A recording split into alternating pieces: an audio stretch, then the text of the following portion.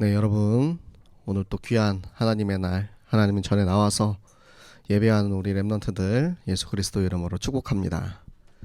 네, 제가 어제 찬양을 하나 하는데 참 저 스스로를 좀 돌아보는 시간이 좀 되었거든요. 세상에서 가장 귀한 이야기라는 찬양, 아시는 분은 아시겠지만, 네, 작년에 우리 성탄절 때 초등부에서 그 찬양을 가지고 이제 연극을 준비를 했었죠. 제가 그 찬양을 어저께 이렇게 하면서 그 가사가 되게 좀 마음에 와닿더라고요. 시간이 점점 흐르고 사람들의 기억 속에서 잊혀져 간다는 거예요.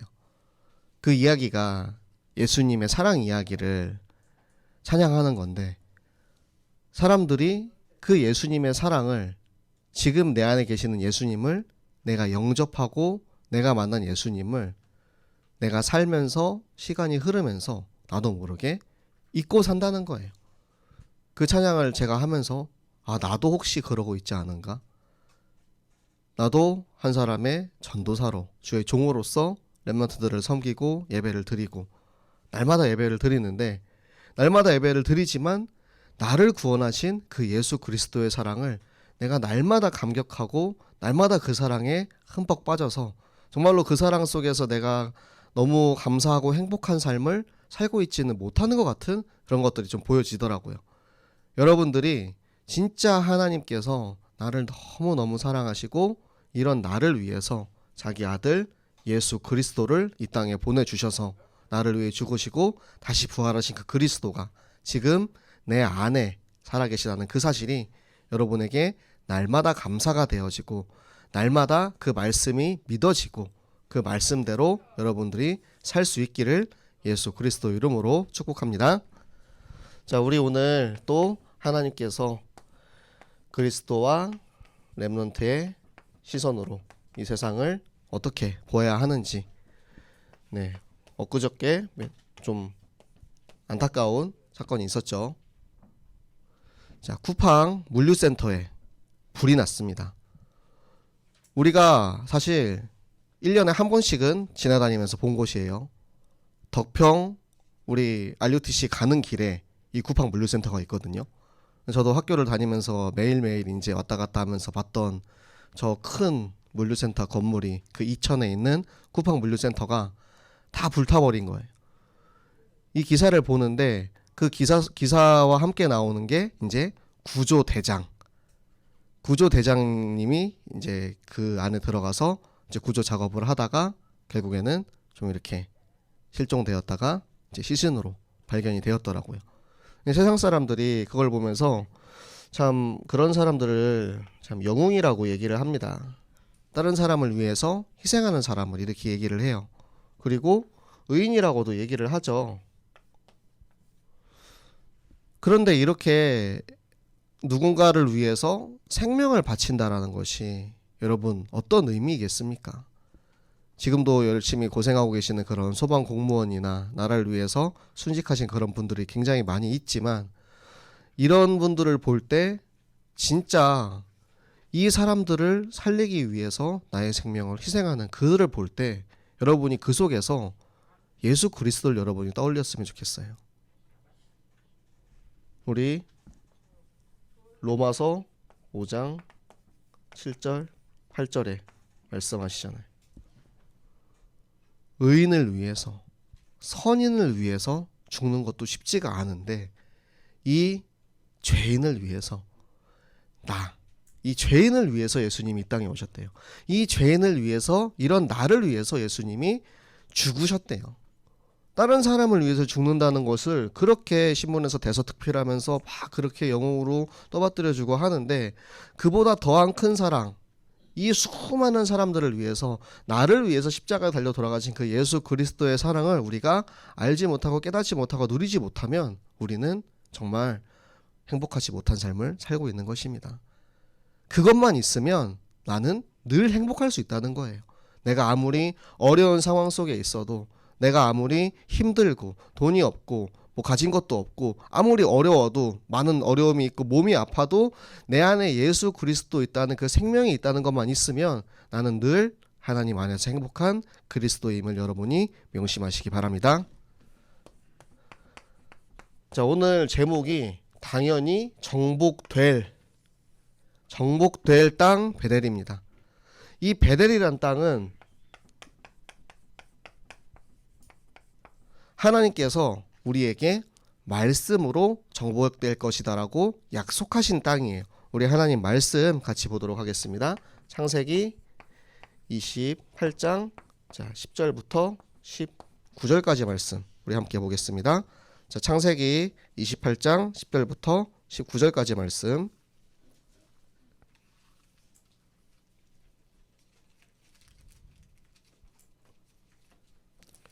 창세기 28장 10절부터 19절까지 말씀.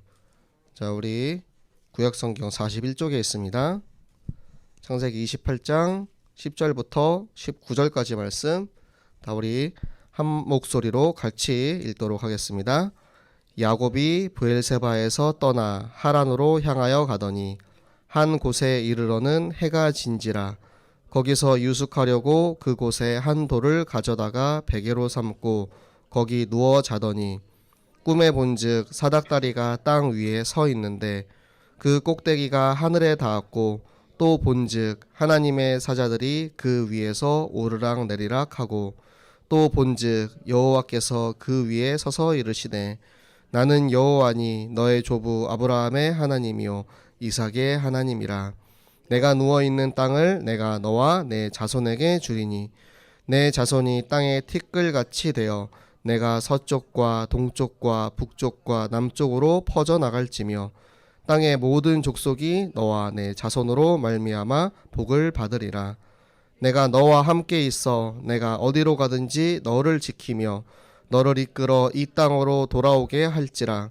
내가 내게 허락한 것을 다 이루기까지 너를 떠나지 아니하리라 하신지라. 야곱이 잠이 깨어 이르되 여호와께서 과연 여기 계시거늘 내가 알지 못하였도다. 이에 두려워하여 이르되 두렵도다. 이곳이여 이것은 다름 아닌 하나님의 집이요 이는 하늘의 문이로다 하고 야곱이 아침에 일어나 베개로 삼았던 돌을 가져다가 기둥으로 세우고 그 위에 기름을 붓고 그 곳 이름을 베델이라 하였더라. 이 성의 옛 이름은 루스더라. 아멘. 자, 베델이 어떤 지역인지 알겠죠? 야곱이 자기의 형 에서를 속이고 아버지를 속이고 장자의 축복과 그 모든 가문의 축복을 다 받은 다음에 이제 자기 형 에서에게 죽임을 당할까봐 두려워서 도망가는 거예요. 도망가고 있는 그 와중에 그곳에서 이제 잠을 자는데 그 잠을 잘 때 그 꿈속에서 하늘로부터 땅까지 내려진 그 사닥다리, 여러분들 그 사닥다리는 예수 그리스도를 의미하는 것입니다. 하나님과 이 땅 나와의 그 연결고리가 되어주시는 예수 그리스도, 그곳에서 하나님의 사자들이 막 오르락 내리락 하는 그 모습을 보는 거예요. 여러분들 제가 4년 전에 제가 처음 새생명교회 왔을 때 했던 첫 설교, 여러분 기억 못 하시겠지만 야곱에 대해서 제가 설교를 했거든요. 그러면서 이야기를 했어요. 나는 야곱을 참 좋아한다. 왜 그럴까요? 야곱이 정말로 굉장히 인본주의적인 사람입니다. 그래서 거짓말쟁이에다가 맨날 속이고 그리고 하나님한테도 조건을 걸고 하나님한테 축복 안 주시면은 내가 절대 하나님 안 보내준다고 막 씨름하고 그렇게 하는 야곱인데 그 야곱의 모습을 보면서 저를 되게 발견하거든요. 그 야곱은 굉장히 인본주의적인 사람이었고 그럼에도 불구하고 하나님께서는 야곱한테 이 축복을 다 주시는 거예요. 야곱에게 내가 너와 함께 하겠다. 하나님이 원하시는 그 일을 이루기시기 전까지 내가 절대 너를 떠나지 않겠다라고 약속을 하시는 거예요. 그게 뭐냐면 내가 언제나 너와 항상 함께 하겠다라는 약속을 주시는 거고요. 그리고 우리 이제 16절에 보면 여호와께서 여기 계시거늘 내가 알지 못하였도다. 하나님이 항상 어디에든 계시고 나와 함께 계시다는 사실을 우리가 알지 못한다는 얘기거든요. 그러니까 하나님께서는 늘 야곱을 지켜보고 계시고 늘 우리를 지켜보고 계시고 늘 우리와 함께 하시고 우리가 잘못할 때도 어려운 일이 있을 때도 문제가 있을 때에도 그럼에도 불구하고 나를 늘 축복하시면서 이 땅 베델을 너와 내 자손에게 주겠다 약속하시는 하나님이신 겁니다. 그 베델을 약속으로 받았기 때문에 그 땅은 당연히 정복될 수밖에 없는 땅인 것입니다. 베델을 야곱이 잘해서 점령한 게 아니고 우리 오늘 성경에 읽었던 요셉 자손이 힘이 있고 전략이 있고 이래서 점령한 게 아니고 하나님이 이미 약속하셨기 때문에 이미 정해져 있던 그 일을 하나님께서 이루신 것입니다.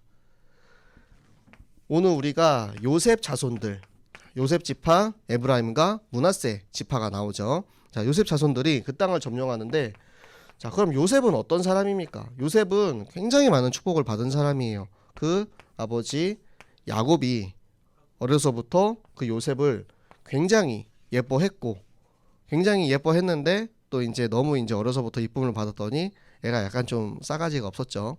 네. 죄송합니다. 이런 표현하면 안 되는데. 네. 어려서는 그렇게 좀 그럴 수도 있으니까 막 형들한테 가가지고 형들 막 저기요 형들 해와 달과 별들이 다 나한테 절을 했다고 막.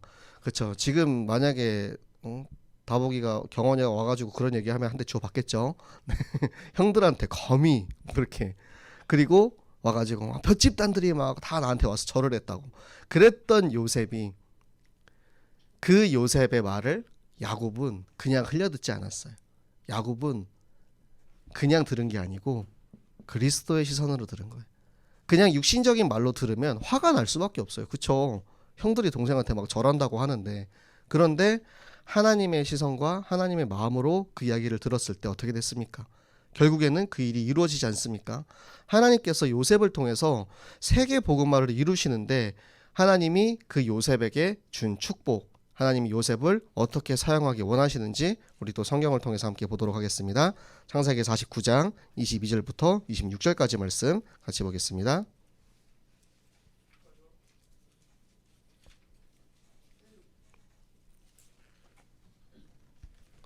창세기 49장 22절부터 26절까지 말씀, 구약성경 79쪽에 있네요. 창세기 49장 22절부터 26절까지 말씀 우리 한 목소리로 같이 읽도록 하겠습니다. 요셉은 무성한 가지 곧 샘 곁에 무성한 가지라. 그 가지가 담을 넘었도다. 활 쏘는 자가 그를 학대하며 적개심을 가지고 그를 쏘았으나 요셉의 활은 도리어 굳세며 그의 팔은 힘이 있으니 이는 야곱의 전능자 이스라엘의 반석인 목자의 손을 힘입음이라. 내 아버지의 하나님께로 말미암나니 그가 너를 도우실 것이요 전능자로 말미암나니 그가 내게 복을 주실 것이라. 위로 하늘의 복과 아래로 깊은 샘의 복과 전 먹이는 복과 태의 복이로다. 내 아버지의 축복이 내 선조의 축복보다 나아서 영원한 산이 한 없음같이 이 축복이 요셉의 머리로 돌아오며 그 형제 중 뛰어난 자의 정수리로 돌아오리로다. 아멘. 네, 하나님께서 요셉에게 정말 마음껏 축복을 하십니다.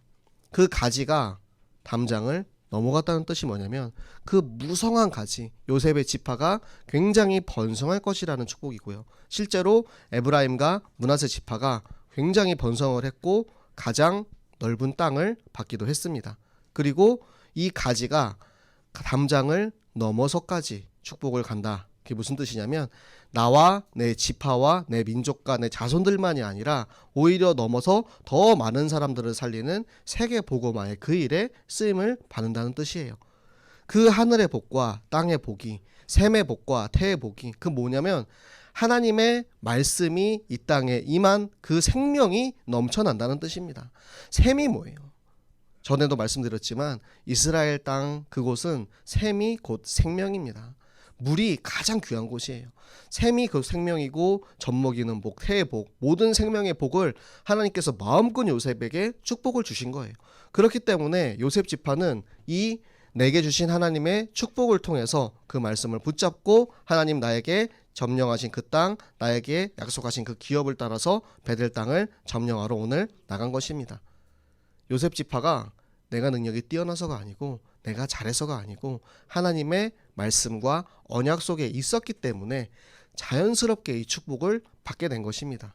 그래서 우리는 이제 복음 엘리트라고 합니다. 자, 복음 엘리트. 복음을 가진 엘리트가 무엇이냐? 복음을 가진 엘리트는 나에게 주신 이 복음을 가지고 나를 비롯하여 이 복음이 없고 죽어가고 힘이 없는 사람들을 살릴 수 있는 힘을 가진 사람을 복음 엘리트라고 합니다. 요셉은 나뿐만 아니라 요셉이 총리로 있을 때 내 나라 애굽뿐만 아니라 그 주변에 있는 모든 나라들을 살릴 수 있는 힘을 가진 사람이었어요. 그렇기 때문에 우리가 이 요셉의 모습을 보면서 나 혼자 내가 하나님 자녀 렘넌트니까 나는 이제 하나님 말씀 가졌으니까 나는 천국 가니까 끝, 이게 아니고 하나님 내게 주신 생명이 아직도 이 생명을 모르는 힘이 없고 죽어가는 저들에게 정말 살릴 수 있는 힘을 나한테 주시옵소서. 여러분들이 그 요셉의 축복을 마음껏 누리시기 바랍니다. 나뿐만 아니라 그 담장을 넘어선 무성한 가지의 축복을 여러분들이 마음껏 누리시기 바랍니다. 여러분을 통해서 생명이 살아나는 생명의 축복, 태의 축복, 샘의 축복을 여러분들이 마음껏 누리시기를 바랍니다. 그 계획 속에 있는 렘넌트들에게 하나님께서는 하나님의 절대 계획을 그들을 통해서 이루십니다. 내가 세운 계획과 내 방법이 아니고 하나님의 계획이기 때문에 우리는 절대라는 표현을 씁니다. 절대 계획, 절대적으로 이루어질 수밖에 없는 계획. 하나님께서 베델을 이미 그들에게 주셨기 때문에 베델이 점령되는 것은 절대적으로 이루어질 수밖에 없는 하나님의 계획인 것이고요. 그리고 그 하나님께서는 절대 계획을 하나님의 절대 주권으로 이루십니다. 제가 어제 청신의 한 렘넌트랑 같이 포럼을 하는데 이제 우리가 CVDIP에 대해서 어제 얘기를 했어요. 그래서 너는 CVDIP가 뭐니? 라고 물어봤어요. 어떻게 대답하는지 궁금해서. 왜냐면 여러분한테도 CVDIP가 뭐니? 라고 물어봤을 때 대답이 한 번에 탁 나오는 친구들이 별로 없죠. 처음에 CVDIP라는 용어가 나왔을 때는 다들 뭐 이렇게 숙제하듯이 막 정리를 했어요. 나의 C는 무엇입니다. 나의 V는 무엇입니다. 나의 D는 무엇입니다. 이러면서 CVDIP 하면서 막 정리를 막 이렇게 했는데 이제는 이 친구들한테 물어보면 잘 모르겠어요. 거의 이런 대답이 많이 나오더라고요. 근데 물어보니까 자기는 아직 모르겠대요. 자기는 아직 모르겠다고 하고 또 어떤 한 친구는 그래도 나에게 주신 말씀을 이렇게 붙잡고 있더라고요. 그래서 내게 주신 그 말씀, 그게 너의 씨다.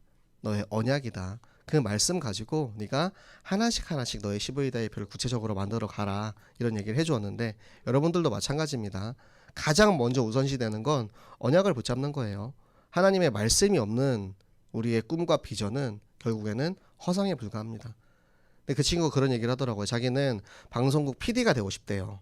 근데 공부를 좀 잘하나 봐. 대학은 어디 가고 싶어 그랬더니 그래도 인서울 좀 이렇게 노리고 있어야 다 얘기하길래 공부를 좀 잘하는 친구구나. 청신에 있는 친구들은 제가 이제 인적사항을 잘 모르니까 이렇게 포럼을 했는데 그 친구랑 포럼을 하면서 제가 대학교를 지원하던 시절이 딱 생각이 나는 거예요. 저도 이제 어렸을 때는 제가 연예인이 되고 싶었거든요. 그래가지고 나는 신방과 가면 다 연예인 하는 줄 알았어. 그래서 이제 대학교를 지원할 때 저희는 원서를 3개 넣을 수 있었거든요. 여러분처럼 이제 수시를 많이 가던 시대의 사람이 아니고 좀 약간 틀이기 때문에 네, 제가 이제 원서를 3개를 넣는데 신방과를 2개를 넣었어요. 근데 하나는 이제 제가 세종대라는 좀 좋은 학교에 원서를 넣었는데 우편으로 원서를 붙였거든요. 근데 그러더라고요. 세종대는 우편 접수가 없대요. 거기는 방문 접수랑 인터넷 접수밖에 없다는 거예요. 내가 진짜 얼마나 바보 같았는지. 근데 그게 그때는 정말 되게 억울하고 바보 같았지만 셋 중에 하나 유일하게 중국어과를 넣었는데 하나님이 거기에다 덜컥 붙여버리시네. 참 하나님의 계획이라는 게 참 놀랍죠. 내가 하고 싶었던 일이 있었고 내가 더 원했던 그런 것들이 있지만 그게 하나님의 계획과 하나님의 목표 안에 있었던 것이 아니기 때문에 결국 하나님이 나를 이렇게 인도해 가시는구나. 그때 제가 전혀 깨닫지 못했었어요. 그런데 어제 그 친구와 포럼을 하면서 하나님의 그 마음을 딱 하나님 깨닫게 하시는 거예요. 여러분들 어느 대학 갈지, 어느 고등학교 갈지, 어떤 전공을 선택할지 굉장히 고민들 많이 하고 있을 것이라고 그렇게 알고 있어요. 그런데 여러분 제일 중요한 게 뭐냐면 하나님의 것을 찾는 거예요. 하나님의 것. 하나님의 것을 찾잖아요. 베델은 어떻게 됐습니까? 당연히 점령됩니다. 당연히 이루어집니다. 하나님의 계획 속에 내가 있으면 당연히 대학교 갑니다. 하나님의 계획 속에 하나님의 언약을 내가 발견하면 당연히 그 전공과 그 여러분의 꿈과 비전이 이루어집니다. 그것을 여러분들이 발견했을 때 여러분들이 비로소 나를 통해서 나뿐만 아니라 더욱더 많은 사람들을 살리는 그 생명의 운동의 복음 엘리트의 응답을 누릴 줄로 믿습니다. 자, 우리 이제 그 응답의 자리, 전교인 여름 성경학교가 다가오고 있습니다. 네, 성경학교 여러분들 생각만 해도 막 두근두근하죠. 또 이번에 또 하나님 나를 어떻게 사용하실까? 내가 또 어떻게 또 가가지고 우리 이제 구역에서 또 사역자로 쓰임을 받을까? 막 굉장히 이제 두근두근 두렵고 떨리는 그런 마음으로 이번에는 내가 사역자로 안 뽑혔으면 좋겠는데 이런 마음을 이제 갖고 있겠는데, 그럼에도 불구하고 하나님께서 우리 렘넌트들을 아주 어렸을 때부터 사역자로 세우셔서 훈련을 시키셨잖아요. 저는 그게 참 축복이라고 생각을 해요. 제가 어렸을 때는 그런 걸 전혀 몰랐는데 여러분이 비록 억지일지라도, 비록 누가 시켜서라도 내 입에서 하나님의 말씀과 복음과 생명이 선포될 때 여러분들의 영이 살아나거든요. 눈에 보이지 않는 내 안에 있는 성령이, 내 안에 계시는 예수 그리스도가 여러분의 입술을 통해서 선포되는 그 복음을 통해서 진짜 내 안에 풍성한 생명이 살아나게 하시는 거예요. 그래서 이번 성경학교가 진짜 여러분 안에 있는 예수님, 나도 모르게 잊혀져 가고 있는, 내 속에 기억되어지지 않고 나도 모르게 점점 마모되어가는 그 그리스도의 사랑의 생명이 여러분 안에 정말 다시 불처럼, 생명처럼 솟아오르시기를 바랍니다. 그래서 우리가 이제는 이 성경학교라는 플랫폼을 준비할 시기입니다.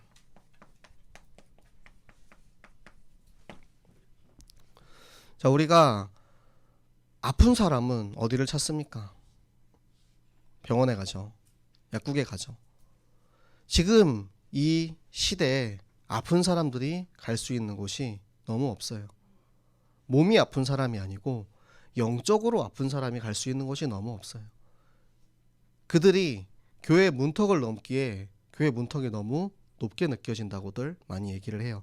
그런데 여러분들 각 구역과 여러분들 성경학교는 언제나 어디서나 쉽게 다가갈 수 있는 최고의 플랫폼입니다. 여러분들이 그곳에서 진짜 치유가 필요한 사람들, 진짜 복음이 필요한 사람들, 진짜 그곳에 하나님 말씀을 한 번도 들어보지 못하고 저 죽어가고 있는 저 연약한 이들에게 나를 통해서 이루실 하나님의 절대 계획, 그 구원의 역사는, 전도는 여러분이 잘해서 되는 게 아니에요. 하나님의 계획 속에 있으면 이루어지는 것이고 하나님께서는 절대 주권으로 그 일을 여러분을 통해서 이루실 것입니다. 여러분이 그 일에 순종하고 내가 따라가면서 진짜 응답을 마음껏 누리고 여러분 통해서 생명이 넘쳐나는 축복이 이루시기를 우리 모든 교사들, 우리 모든 렘넌트들에게 예수 그리스도 이름으로 부탁을 드립니다.